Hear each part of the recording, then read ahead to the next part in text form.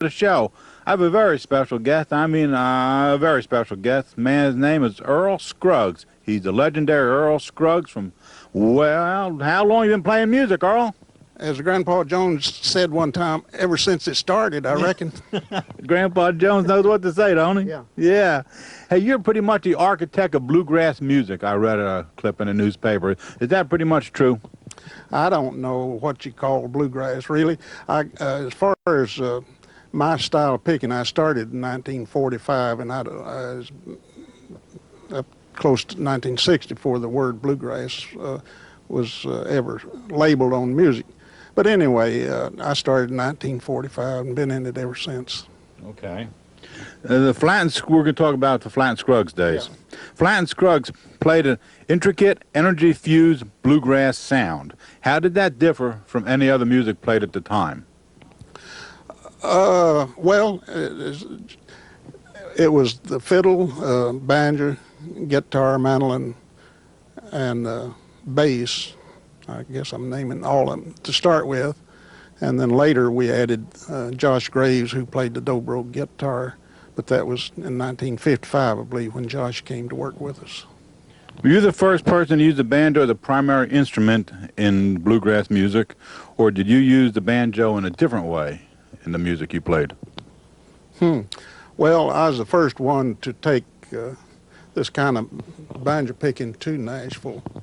I was about 10 years old, and I used to pick finger and thumb, two-finger style it was called, and that was the old style of playing. And I was about 10 years old. I was playing a tune that I still play today, which is Reuben. And this roll came to me one day when I was picking that tune by myself at home, and it sounded so good I just stayed with it. And then, of course, I've learned different things with the three fingers since then, but the songs that you do will alter your roll a little bit to, in other words, you keep your tune going out front where people can tell what you play, and the other fingers are just something to meter out. All right. When you formed the Foggy Mountain Boys, Mercury Records picked you up shortly after you put the group together. Yeah. How did Mercury Records find you so quick, back in '48? Well, there wasn't that many bands out, and Murray Nash was the A&R man for Mercury Records, and he wanted us to go to work on Mercury, and we recorded for a little while with Mercury, and then we did 12 sides and left and went with Columbia Records. But Lester and I started with Mercury Records. How did you get the name Foggy Mountain Boys? Where'd that come from? I'll have to take the guilt for that, I guess. When you first start out, really, all names just sound so you don't know what to name a band. So I thought we could go with Foggy Mountain Boys and have Foggy Mountain Top for a theme song, was my first idea. But the Foggy Mountain Boys stuck, but the theme song, we've later dropped it and used other tunes. Okay. You played guitar in some of the early recordings on the Mercury, such as Jimmy Brown the Newsboy, and you played it three-finger style. We discussed with three-finger style. Was that three-finger style out before you discovered it or before you played it, or did you, because you got credit for it, called the Scruggs style of music? There was some picking style. I don't know if they used, like Doc Watson. Doc came a little bit later, but Doc only uses the thumb and index finger, I think. I'm correct saying that. He still gets a three-finger roll sound out of the thing, but I guess I started with the banjo and played a little guitar just around the house for my own amusement, but it just worked out better to go ahead and do a kind of a banjo roll on the guitar. You did some, okay, all right. You kind of, from what I read, you kind of reborn again that banjo into the world of bluegrass using thumb, index, and middle fingers. All right, I asked that question. Your first banjo you purchased was from Montgomery Ward for $10.95. What was the year was that? Oh, I don't remember. It was late 30s or about 1940. You had a Gibson RB11 trade to Don Reno, didn't you, for his Granada?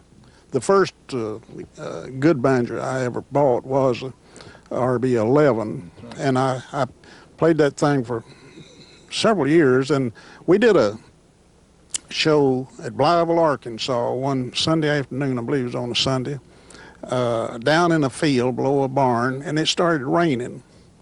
And before I could get to the barn out of the rain, it had saturated that banjo, and that pearl inlay on that banjo just turned loose. The glue did. So I was forced to buy another banjo, so I bought my first master tone banjo after that. Now, is your banjo that you play any different than any other banjo you can buy off the shelf today? Not a bit. It's just an early Granada. Mine's originally a Granada banjo, and it used to be gold plated, which don't put you here or there. But and some of it had to be replaced. And at the time, I was too busy to stop and let somebody plate the banjo, so I would just replace it with chrome. But the old tone ring on it, it's never been touched, and it still looks like a penny that's been lost for 50 years. It's so tarnished, but that's my story with. A friend of mine once said that Earl Scruggs' banjo is one of a kind, and it plays it sounds so different than any other banjo, and it's just a regular banjo. Oh, it's just a regular banjo. Most of the banjos do have just a little bit of different tone. I don't think they can manufacture them where they'll all sound exactly alike. But no, mine has not been modified in any way at all. It's just a regular Granada Gibson banjo. How many years you played this banjo? I started with it, Louise, what was about 47 or 9? 1949, she says. I've been playing that banjo. Let's go back a couple of years now. You joined the Bluegrass Boys in December of '45, and we're referring to, of course, Bill Monroe's Bluegrass Boys. How'd you get that audition for that? I was in Nashville with a guy, his name was John Miller. He went by Lost John Miller and his Allied Kentuckians. Right about that. And in the group with Bill was Jim Shoemate, a fiddle player from Hickory, North Carolina. And we'd go into Nashville every weekend and do the show. And I'd have breakfast at Tulane Hotel with Jim Shoemate every Saturday. And Jim was wanting me to quit and go to work with Monroe. Well, John was treating me fine, and I hated to leave. But finally, John decided to get off on the road, and I told Shoemate, well, if he wants to hire me, he can come and listen to me. And that's how I got the job with Bill. Did you change Bill's sound at all when you joined? Oh, you better believe it. He had a tenor banjo player with him at the time, and before that was Strang Bean. Right. So at any rate, I went into the group, and then he went to a 5-piece group. He used to have an accordion in the band. Sally Forrester's wife of Big Howdy Forrester, and she stayed. Forrester had gone into service, and Shoemate had joined the group, and then I went to work with Monroe, and Forrester got out of service and came back, and Shoemate went back to Hickory. I just want to make mention, I read where Bill paid you guys $60 a week. $60 a week, which would be $10 a day, and then if we worked on Sunday, we made $70. Okay. We paid our own hotel bills, laundry bills, and everything. How was it to commute? How was it traveling around those days? Because everybody had to get back to the Opry for Saturday night, didn't they? Let me tell you how it works then, and it was 2-lane highways everywhere. Right. Monroe had a 41 Chevrolet car that probably had 300,000 miles on it. The speedometer was broke and had been broken for several years. See, they didn't make any cars from 1941 was the last car until after the war. And he had bought that 41 Chevrolet at some point after 41, and it was still going when I went to work with him, and he kept it until just before I left. He sold it and bought a Packard car. So that was my traveling with Bill Monroe, was in the 41 Chevrolet car. Okay. Were you considered a sideman in the band in those days? Well, that's what it would amount to, but the word sideman had never been used. I just felt like I was a bluegrass boy. Bluegrass boy, okay. You left the Bluegrass Boys in '48, and soon, shortly thereafter, you and Lester got together and formed the Foggy Mountain Boys, the two of you. Do you remember the first members of the Foggy Mountain Boys?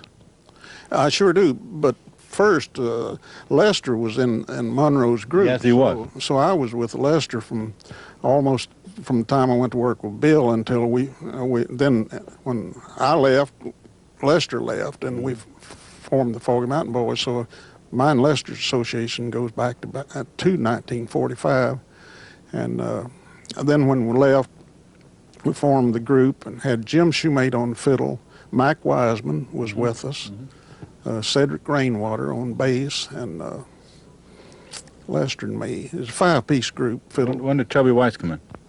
Chubby came in a few years, 2 or 3 years Oh, I'm sorry. later. Yeah, Shoemate was the first one, and he stayed around a year, a little longer, and then, Chubby never did work with us very long, not with Lester and me. Of course, Chubby was with Monroe all the time. I was with Monroe. How many players have there been going through the... How many players became Foggy Mountain Boys between the beginning of the group to the 1969 when it disbanded? Do you have an idea? I can't accurately answer that question, but we didn't have much changeover. Okay. Most of the people we started with stayed with us all through. I've been doing all the research here that I realized that you had the best of the who's who of players in your bands, and you guys know how to pick good musicians, I'll tell you. Well, we certainly did, and then we played with each one stayed in the group so long till we really knew how to work with each other. We had a good band, I thought. You played a lot of radio stations in the old days, WX, NOX, WSM, WDVA, WHK, WCYB, and et cetera, and et cetera. They were all local stations. How did those local stations operate in those days to get groups like yours to play on them? Well, in Knoxville, WNOX, they had a show there which had been running for several years called the Midday Merry-Go-Round. And then in Bristol, they had started a show called Farm and Fun Time on WCYB. So we went over there in 1948, Lester and I did, and it was the Farm and Fun Time show, and that's where we got our start. Okay. Today's radio stations, they don't do that anymore. They don't have bands playing up there. No, I think that's the thing in the past, but I enjoyed that. They had a lot of good bands working full-time, and on Saturday you could just turn the dial and find groups of people on good radio stations. Yeah. How far north and west did those stations go? I can't truthfully. Can't tell. Okay. As you said earlier, as we mentioned earlier, you were on Mercury, and then you went over to Columbia. In 1952, you had a Billboard Top 10 song with "'Tis Sweet to Be Remembered." Mm-hmm. That's a tune that first heard Mike Wiseman. He used to sing that song. Yeah. How did it feel to have a top 10? That's great. Yeah, we were fortunate enough to stay with it was all radio in the early days. Sure.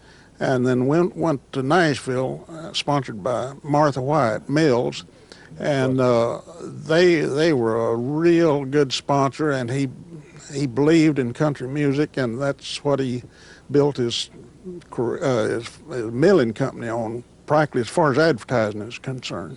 Now, I'm going to ask you a question. You've been around, and I've heard this question, but when did... Well, was always country music or bluegrass? Why don't you hear the stringed instruments on country stations, and the country stations, you don't play bluegrass, and bluegrass don't play country? When did the split actually take place? Or is it in my mind that there was never a split? I can't truthfully understand that. I remember one time years ago when in a lot of radio stations they even banned bluegrass music, but... Why? I don't know. Well, good music. It's good music, but there were some that was getting recorded in such a volume. Sometimes it wasn't too good a group. Right. So I think they just, rather than try to pick records and throw out records, they just some of them banned. Uh-huh. But the music you played was considered more country because you were on a lot of all country stations. We never billed our music as bluegrass. We were just country. Okay. Good old country music. When did the syndicated shows come into the lineup here? I don't know. And Louise, can you remember when syndication came in? 1957, she said. And that helped you out a lot because you were able to get around more. You taped shows in Nashville and sent them around. It sure did. I forget how many radio stations we were on. We'd cut 4 shows at the time, and that turned us loose. See, we used to do early morning program and go out and come back at 2 o'clock and get up at 4 and do a radio program. That was hard to do. Hard on his life. Yeah. You joined the old Dominion Barn Dance, didn't you, back in the old, and whenever? About 1954, I believe it was. We went over there and stayed 6 months, or maybe not quite that long, and went back to Nashville and started working full-time with Martha White. And you did the Broadway show Hayride? Yeah, we sure did. Went up to New York, stayed 2 weeks, and went back and stayed a little while, and that's when we got a call from Martha White to come to work full-time at WSM Grand Ole Opry. Earl Scruggs was among the entertainers who recorded transcripts for the U.S. Armed Forces syndicated radio show Country Styles USA. Sure did. I'd forgotten that title. Yeah, we did several Army and Marine shows. One, the announcer was Appleby or something, Apple something. You joined the Opry in 1955. I believe that's with Lester Flatt. Right. And Lester and I were together until 1959. Okay. How many, just if you can recollect, how many times did you play the Opry? A bunch? Well, we used to be, when I first went there, you had to be there every Saturday night. They didn't have any extra groups. Everybody that was on was a member of the Grand Ole Opry. Now, I don't know how many groups they'd turn over each Saturday night. Was there any controversy about you joining the Opry? Was there any? Nothing? No, okay, because I read something about that. What songs did you play that were crossovers on the pop charts? Whatever went over. I don't know. You don't know that one? I know the Beverly Hillbillies. Ballad of Jet Clampett, '62. Yeah, that was a big crossover. And that you got nominated for a Grammy in that one. Oh, yeah. Yeah. Oh, Yeah. I'm also going to be put into the Walkway of Stars this coming year. Congratulations. Thank you very much. I'm proud of that. You have every reason to be proud of that. You played enough music, and you deserve that. Now it's the first number one song ever on the country charts. It was the Ballad of Jet Clampett. I believe that's right. Mm-hmm. Well, let me ask you a question. Why did Jerry Scruggs sing that song? Why, did he? Yeah, what's wrong with you guys? Well, the only thing I know, Paul Henning told us that when he did that show, he didn't know if the theme would have to be changed because of a sponsor that was on the show, and he said that Jerry Scruggs, living there in California, if he needed a word or something changed in the theme song, he could change it then. You made some appearances on the Beverly Hillbillies. We did. We was a guest every year for 6 or 8 years, something like that. I just saw you the other morning. I was just telling you, singing Mail Order Bride, because Jed Clampett was looking for a bride there. Oh, yeah. And you and Lester singing Mail Order Bride. How'd you guys get to Carnegie Hall back in 1962? There she sits over there. There's the lady responsible for it, huh? Yeah, my wife put us in there. She's been my agent since 1955, really, and she's the one that booked us in Carnegie Hall. And all of the work that I ever did from 1955 on, she was my agent. How'd it feel to play the world stage, they call it, isn't it? Oh, at Carnegie Hall? I enjoyed that. There's good acoustics, and the crowd was just really good, and I thoroughly enjoyed it. You have an album, says Flatt and Scruggs at Carnegie Hall.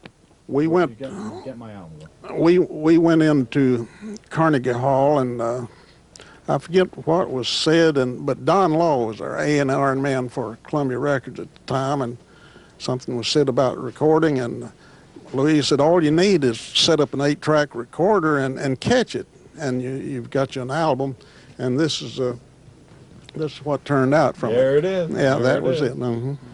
I brought a couple toys along to play with here, you know. Yeah. Let's talk about the Earl Scruggs Family album, Family and Friends album, recorded back, I think it was just last year, wasn't it? Yeah. You had the who's who of all kinds of music, man, from Elton John to Sting to Steve Martin, Melissa Etheridge, Leon Russell, Billy Bob Thornton, etc., and etc., and etc. How did it feel to do that one? Oh, that was great, and I'll have to give Randy, my son, credit for that. He produced that album, and he invited these people to come aboard, and was fortunate enough that they were in town long enough to do that. For instance, well, they wasn't in Nashville. We went to Atlanta and got Elton John, and went out in Texas and got one or two artists. But we traveled from all the way to California before that album was completed. How many days are you on the road a year now, today? Oh, not near like I used to be. I just do special dates like here. How many in your peak day? Oh, it's just... Are you home? It didn't seem like it, but yeah, we used to do an awful, too much work. But anyway, the demand was there, and we were young and able to take it. The awards, I ran out of paper writing down all the awards you got. Yeah, we've been fortunate enough to have a lot. We're thankful for that, yeah. CMAs and IBMs and IBM and CMAs and all the letters you have. And how many Grammys did you guys get? You got a lot of... Oh, I don't really remember. And Columbia, you were 45 years with Columbia already? Yeah, for 45 years. It don't take long to use up. 45 years, does it? No, it didn't seem like it. All right, tell you what do you, just one before we close the show, what do you think of the old Brother soundtrack? Did it help out any? I imagine it has. It's hard to put a measuring stick on things like that, but I tell you, I welcome anything that comes in that tries to stay country to help country music. I'm for country music, and I'm glad to see it come in. Your instruction books are pretty popular. Yeah, that's been a great asset to artists who want to learn to play the banjo. And they're still available today? Yes, sir. Sure are. That's about it. I just want to. Been on the road for so many years, what do you advice you have for the newcomers coming on the road today? Well, the only thing I can advise people to do is what I experienced and learned myself is be determined and try to be as professional as you can. And I think if you've got some good talent under your belt and try to, it's your management. It's like any company. It's no good unless it's got good management. So with good management, I think musicians would have a great future. I think everybody should have a Louise with them too, huh? Not her, but one like her. One like her, that's what I mean, of course, but she's definitely helped. Oh, yeah, I wasn't for Louise, I'd have starved out 40 years ago. Well, thank you, sir, for being on my show. I appreciate it, Earl. It's been my pleasure.